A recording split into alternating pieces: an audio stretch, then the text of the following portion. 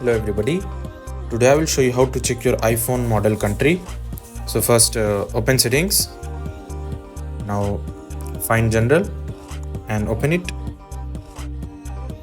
From here scroll down and tap on about. No need to scroll down, tap on about. Now from here you'll locate the model number. For example here MGDX3HN. So write down the two letters that appear before the slash in model number. For me it is written as HN.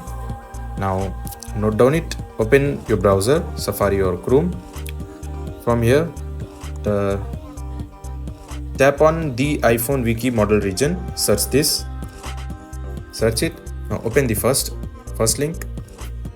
From here scroll down and locate HN. It is written India. So it means my iPhone is from India, and it's as you can see the model number and country code. That's it. Thanks for watching. See you in next tutorial.